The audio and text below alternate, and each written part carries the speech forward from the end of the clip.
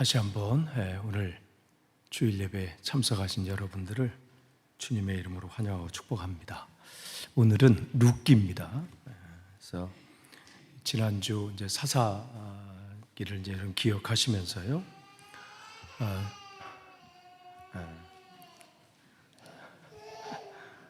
자기는 왜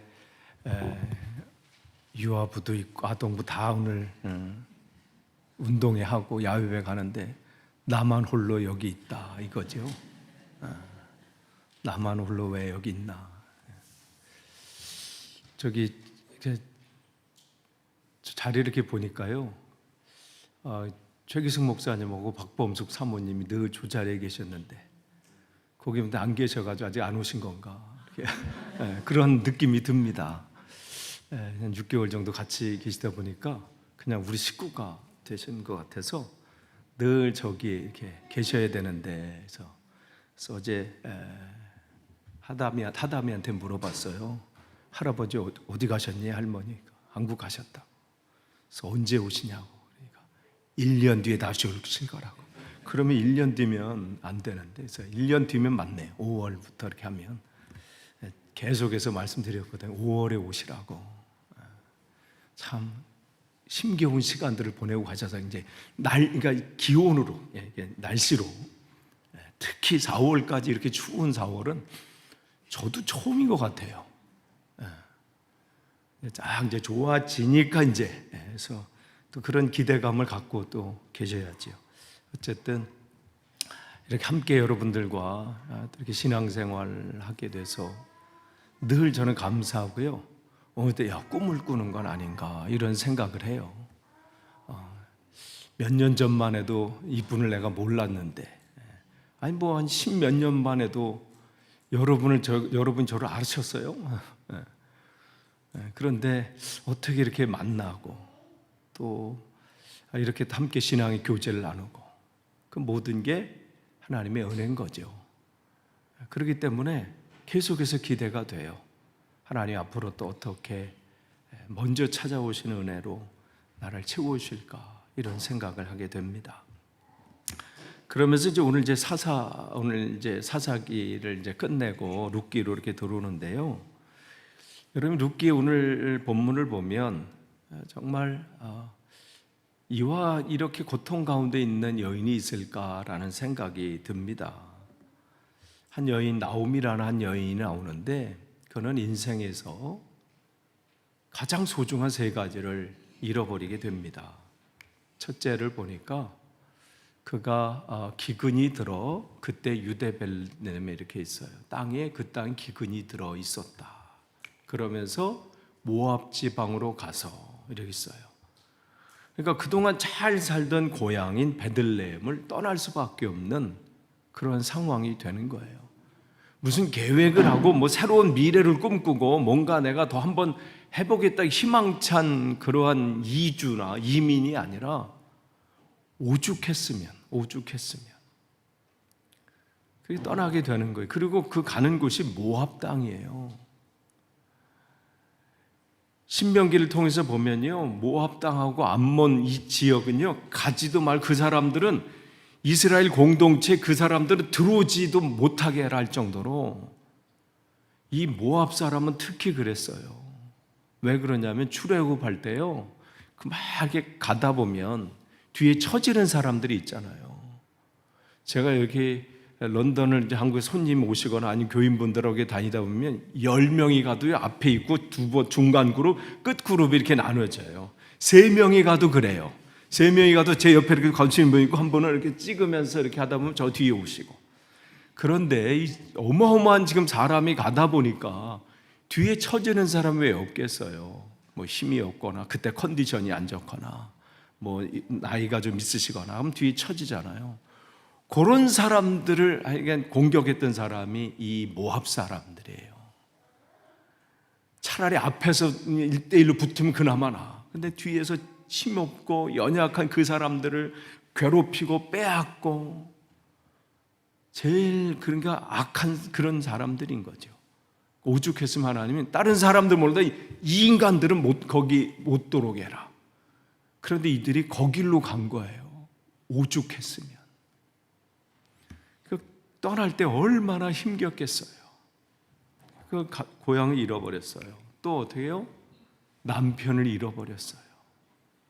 그 당시에는 남편은요, 그의 이 한 여인의 힘의 힘, 기둥이고 보호가 되고, 지금과 생각하시면 안 돼요. 얼마나 편할까. 이게 안 돼. 그게 아니라 그 당시엔 정말 그런 상황. 그래서 그 당시에 가난하다 그냥 하면 돌봐줘야 될 사람, 그러면 세 사람인 거예요. 과부, 고아, 그 다음 외국인.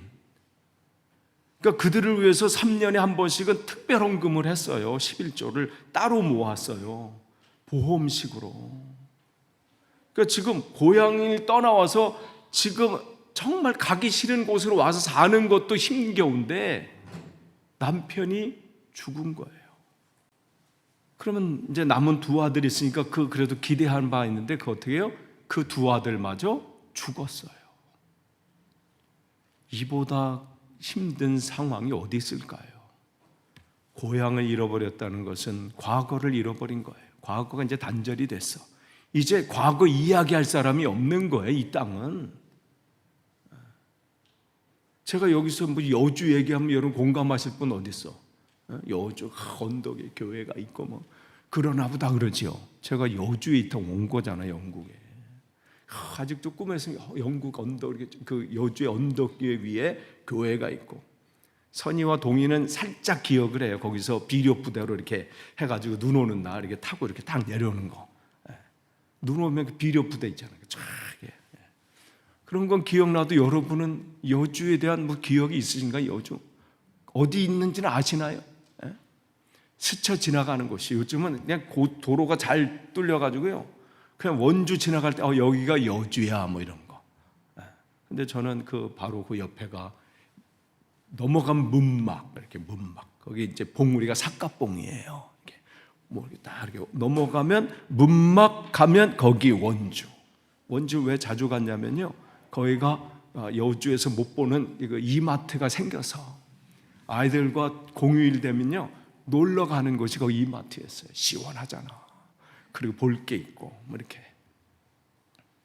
그러니까 지들은 고향을 잃어버렸어요. 그리고 의지했던 남편도 잃어버렸어요. 남편은 현재인데 현재의 삶도 흔들려 버리는 거예요. 근데 자식 둘, 미래를 그래도 기대하는 바가 있는데 미래조차도 사라져 버린 거예요. 과거, 현재, 미래가 다 사라져 버린 이러한 상황이지요. 근데 이 시대를 뭐라고 얘기하고 있냐면, 이렇게 할 때 이 사람이 이렇게 고통 가운데 있을 때 시작은 사사시대다 그랬어요. 세번역에는 사사시대, 우리가 있는 개역개정 한글문 사사들이 치리하던 때다, 이렇게 시작하면서 한 가정에 어려움이 찾아오게 되는 거죠. 사사시대의 특징은 뭐예요? 우리가 지난주에 말씀 나눈 것처럼 그 시대에 왕이 없으므로 사람들이 자기 뜻에, 자기 소견에, 자기 뜻에 옳은 대로 행동했다. 그렇게 살아갔다. 이게 사사시대의 특징이었어요. 자기 뜻 맞는 대로 행동하면서 살았다. 근데 여기 보면 이스라엘에 왕이 없으므로. 왜 왕이 없어요? 하나님이 왕이신데 그걸 가르쳐주는 사람도 없고 배운 바도 없고, 그러니까 어떻게 해요? 자기가 살아야 되는 거야. 이제 각계 전투야. 각자 살아야 되는 거예요. 누가 뭘 비전을 보여주는 것도 없고, 위기가 왔을 때 그 위기를 어떻게 극복해 나가는지도 알려주는 사람도 없고 배운 바도 없고, 그러니까 어떻게 해요? 자기가 살아가는 거예요. 위기가 문제가 아니라, 어려움이 문제가 아니라 가장 슬픈 것은 방법이 없다는 거예요. 위기 앞에서 뭘 해야 될지를 알지 못하는 게 더 어려움인 것이죠. 이 시대가 바로 그랬어요. 그것을 가르쳐 줘야 될 제사장이나 또한 각 집합, 각 마을로 흩어져서 그들을 신앙교육을 해야 될 레위인들이 뭘 했다는 얘기가 없다고 계속 제가 거듭 말씀드렸어요. 그들의 이름이 등장하는 19장, 사사기 19장에 그들이 이제 레위가 등장하는데 첩을 얻었더라. 이게 처음 시작이야. 그러니까 얼마나 그 시대가 이런 신앙적으로 믿음의 생활로 얼마나 바닥이었는지를 우리는 거기서 짐작할 수 있습니다. 하나님이 왕이신 것을 가르쳐 주지 않아요. 그러니까 위기 앞에서 무릎을 꿇고 하나님을 구해야 되고, 시편 121편처럼 내가 눈을 들어 산을 보리라. 나의 도움이 어디서 올까? 산을 본다는 것은 그곳에 계신, 거기 예루살렘 성전이 있거든요. 그곳에 계신 하나님을 바라보겠다는 다짐이에요. 그런데 하나님께서 왕이심에도 불구하고 이스라엘 백성들은 하나님을 왕으로 섬기지 않고 자기 소견에 오른 대로, 그러니까 잠깐 그때마다 사사들이 등장해가지고 뭘 하는 것 같은데, 그 사사들이 등장해서 점점 10명의 사사가 등장하는데 삼손으로서 그냥 더 나락으로 빠지게 되죠. 그러한 때에 흉년이 났다, 기근이 일어났다라는 거예요. 그러니까 성경은 그냥 그 시대에 이런 일이 있었구나가 아니라 그냥 이것을 통해서 하나님이 말씀하시고자 하는 게 있어요. 보이는 것을 통해서 보이지 않는 것을 말씀해 주시는 거예요. 그러니까 하나님의 인도하심을 받지 않을 때, 위기가 올 때 그들이 어떻게 행동하는지가 여기서 드러나는 거예요. 그러니까 일단 피하고 보자는 거예요. 어디든지 상관없다는 거예요. 그게 암몬 땅이든 모압 땅이든 어디 땅이든 자기 생각에 저기 가면 그나마 내 목에 풀칠은 하겠구나, 그나마 살겠구나, 이 생각이 더 중요한 거야. 말씀은 이미 잊어버린 지 오래예요. 그냥 자기 본능적으로, 자기 습관적으로 그렇게 결정하고 선택하고 분별하는 그러한 그냥 일반적으로 사사시대의 삶의 방식, 그것도 이 가정도 별반 다를 바 없이 그렇게 결정하면서 간 것이죠. 그런데 그곳에 보니까 그 남편의 이름이 엘리멜렉이야. 엘리멜렉 그 이름의 뜻은 뭐예요? 엘이라고 하는 것은 하나님이라는 뜻이에요. 멜렉이라는 것은 왕이라는 뜻이에요.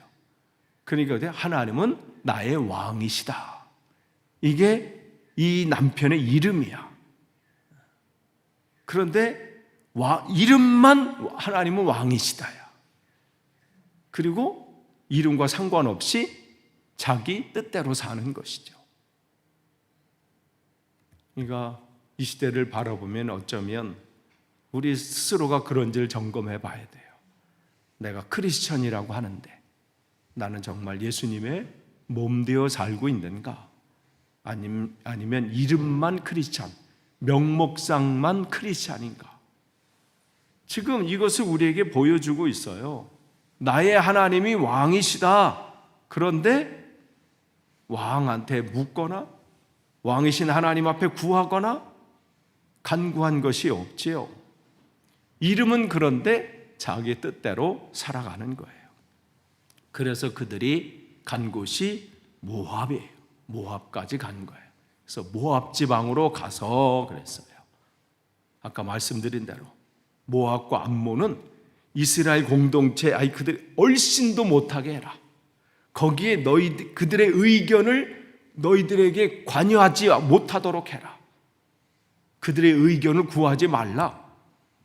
그 정도로 하나님은 단호하셨어요. 그런데 그들은 자기 생각대로 그곳으로 간 것이죠. 1장 2절 초반에 보면 그 부인의 이름은 나오미예요. 남편은 엘리멜렉이고 부인의 이름은 나오미. 이름의 뜻은 기쁨이라는 것이죠. 하나님께서 그 가정을 어떻게 인도하실지를 이미 보여주고 있는데, 나의 하나님, 왕이신 하나님을 왕으로 섬기는 그 가정은 하나님의 기쁨으로 채우신다. 모든 것 속에 하나님의 섭리하신 것과 계획하심이 있는데, 참 부부 이름으로 너무 좋죠. 하나님은 나의 왕이시고 그 가운데 하나님 부어주시는 기쁨이 우리에게 있다. 그런데 현실은 어때요? 모든 게 지금 점점점 나락 정도가 아니라 이보다 더 큰 고통이 없지요. 그러한 상황이 되는 거예요. 그의 아들의 이름은 말론과 기련이다. 근데 이 이름의 아들의 이름 뭐예요? 허약하고 병약하다, 이런 뜻이야. 이름의 의미가 다 있는 거예요. 점점 더 그 가정, 미래가 보이지 않는 상황이 돼버린 겁니다. 그러니까 이러한 상황 가운데 정말 이 나오미는 어찌할 바를 모르는 상황이 돼버린 거예요. 게다가 그들은 그 모압 땅에 가서 두 부인을, 그러니까 이 며느리를 얻었는데 한 사람은 오르바고 한 사람은 룻이죠. 이런 상황 가운데서 1장 5절에 보면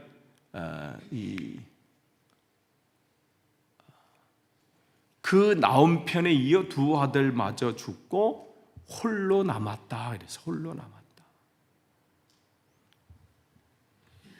개역개정에는 두 아들과 남편 뒤에 남았더라 이렇게 있어요. 뒤에 남아 있는 거예요. 이것을 미망인이라 그러죠.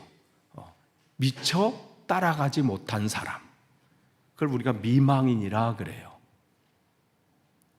그러니까 아들도 갔어, 남편도 갔는데 미처 따라가지 못한 사람, 그래서 그냥 뒤에 홀로 남은 거야. 얼마나 비참하겠어요. 사는 게 사는 거겠어요? 차라리 내가 먼저 가야 되는데, 이 외국에서 그 삶을 제가 한 10여 년 살았어요. 그 10여 년 살아오는 그 삶이 그냥 평안한 삶이었겠어요? 뭐 없이 그냥 와서 뭔가 한번 뭔가 하려고 했는데 모든 게 지금 사라져버린 상황. 그리고 자기만 쳐다보는 두 며느리. 근데 자기가 할 수 있는 건 아무것도 없어.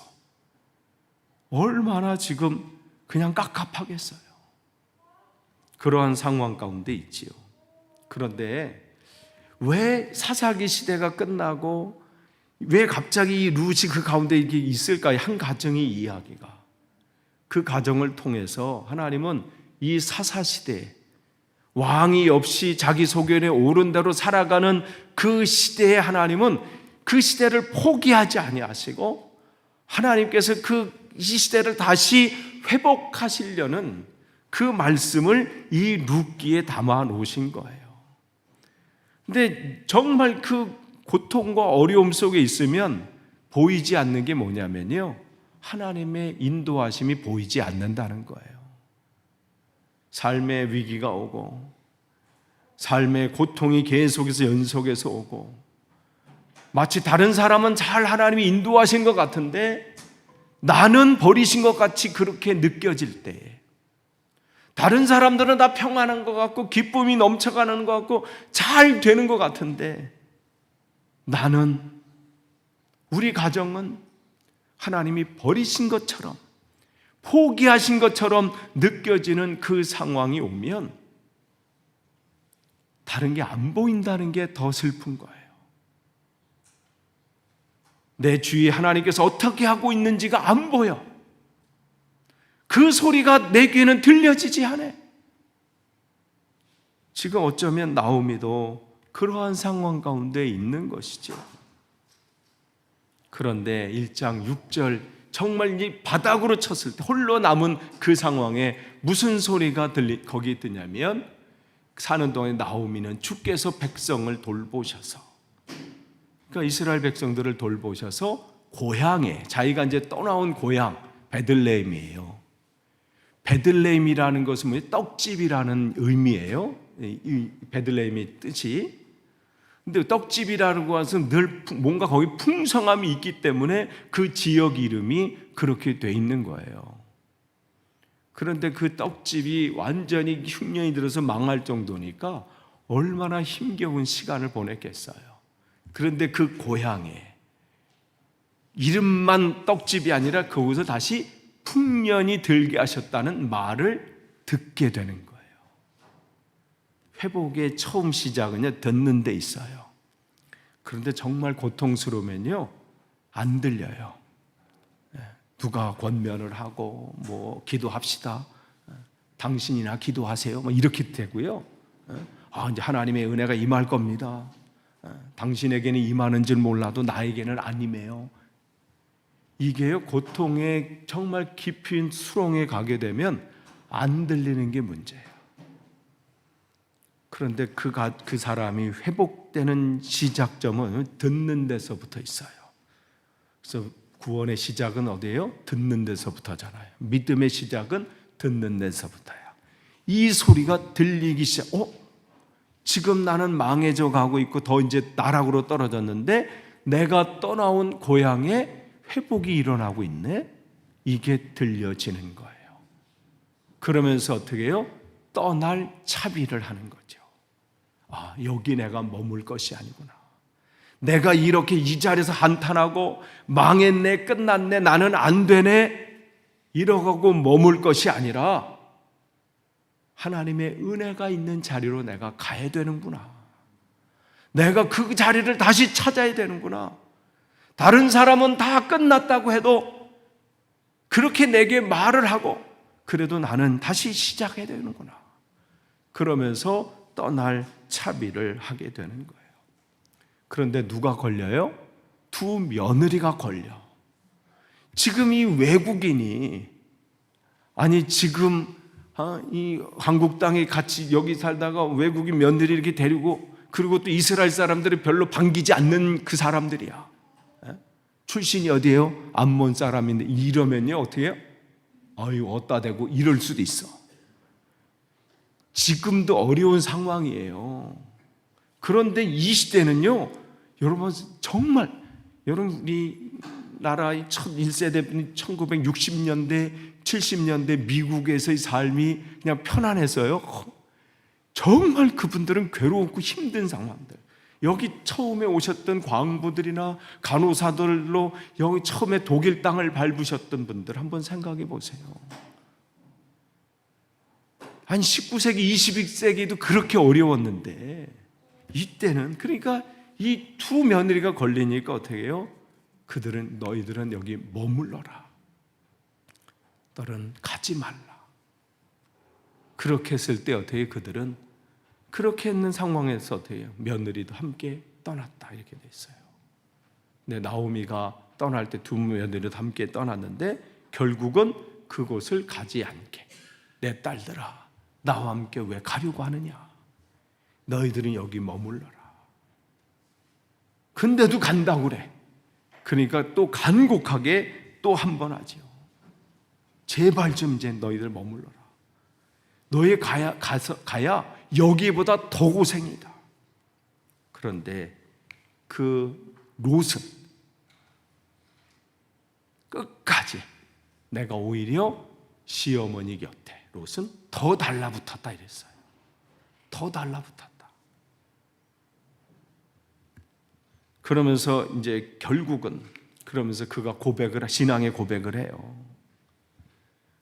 롯이 대답하여 나더러 어머니 곁을 떠나가거나 어머님을 뒤따르지 말고 돌아가라고는 강요하지 마십시오. 어머님이 가시는 곳에 나도 가고 어머님이 머무시는 곳에 나도 머무르겠습니다. 이 롯은 그 어머니를 통해서 하나님을 본 거예요. 그래서 그 하나님, 당신 어머니가 믿는 하나님을 나도 믿고 그 하나님을 내가 섬기겠습니다.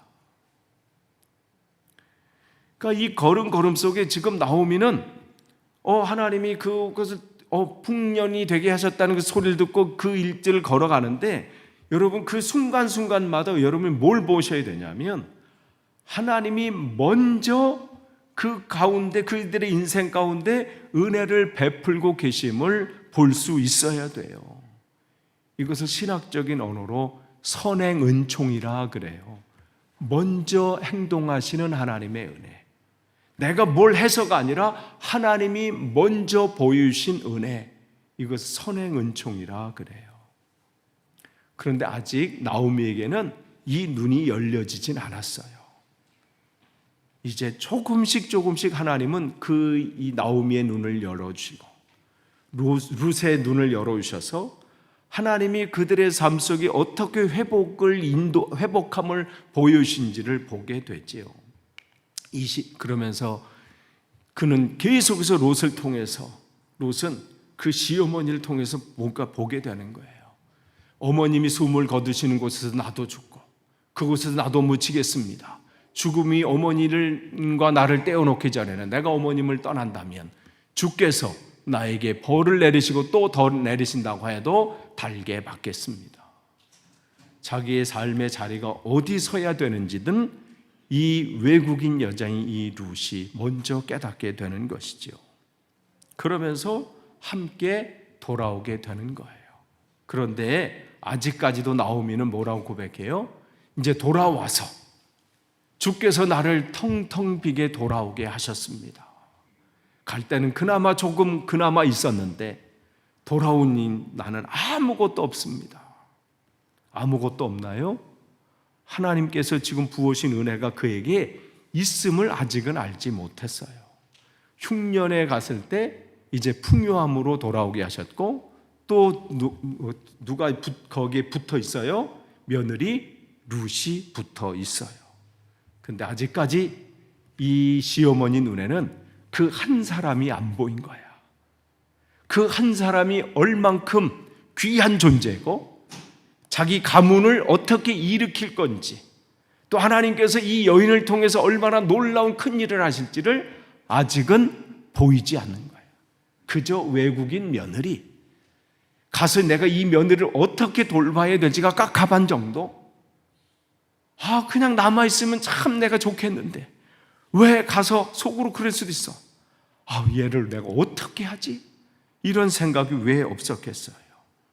그런데 하나님의 은혜가 이 룻에게 있음을 아직 나오미는 깨닫지 못했습니다.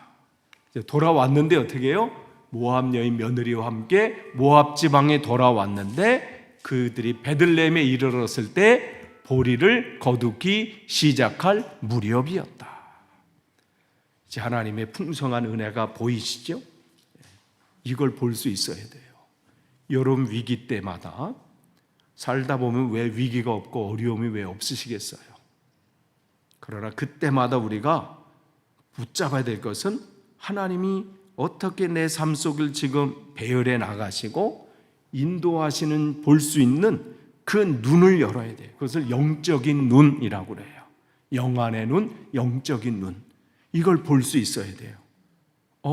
그때 위기였었는데 지금 하나님께서 지금 회복시켜 주시는구나. 그것을 보기를 원하는 것이죠. 그러면서 어떻게 해요? 또한 아무것도 없이 날 보내셨는데 하나님께서는 이 믿음의 사람 룻을 그에게 붙여주셨다는 것. 그런데 위기 때는 그 사람이 안 보여요. 그 한 사람이 안 보여요. 여러분 옆에 한번 보세요. 옆에 이렇게 쫙 보세요. 옆에 여기 누가 와 있나. 그분이 여러분의 인생의 한 사람일 수 있어요. 여러분의 가정에 있는 그 한 사람이요, 여러분의 인생을 회복하는 그 한 사람일 수 있어요. 그래서 하나님께서 우리를 이렇게 붙여주신 거예요. 위기 때마다 기도의 사람으로 여러분을 돕기 위해서, 여러분의 정말 심각한 어떤 어려움 속에 있을 때 여러분에게 믿음의 권면을 주시기 위해서, 여러분을 돕도록, 여러분을 회복하시고자. 그러니까 우리에게는요, 모든 것이 하나님의 은혜예요. 모든 사람이 하나님의 은혜의 사람들이에요. 나를 홀로 놔두지 아니하시고 회복시키시고 새롭게 하시기 위해서 그 남편을 붙여주시고 그 아내를 붙여주시고 그 자녀를 내게 붙여주시고 또한 성도들을 우리에게 붙여주신 거예요. 저에게 여러분을 또 붙여주신 거고 여러분에게 저를 또 붙여주신 것이고, 모든 것이 먼저 찾아오신 하나님의 은혜입니다. 그렇게 해서 하나님 이 사사시대의 어려운 이 암흑의 시대를 이 한 가정을 통해서 이 한 가정의 은혜를 베푸셔서 이끌어 가시는 거예요. 여러분 그것을 기억하십시오. 이 시대도 하나님은 동일하신 하나님이십니다. 오늘도 그 먼저 찾아오신 하나님의 은혜가 여러분의 가정에서, 여러분의 삶 속에서, 우리 교회 안에서 계속해서 느껴지고 체험되시기를 간절히 축원합니다. 기도하겠습니다. 하나님 감사합니다. 우리가 연약하지만 또 하나님의 은혜가 있음을 또 감사함으로 느끼게 하시니 또한 감사합니다. 어떠한 어려운 가운데서도 더 주님을 바라볼 수 있도록, 그것을 들을 수 있도록 영안의 눈과 귀를 열어 주옵소서. 예수님의 이름으로 기도합니다. 아멘.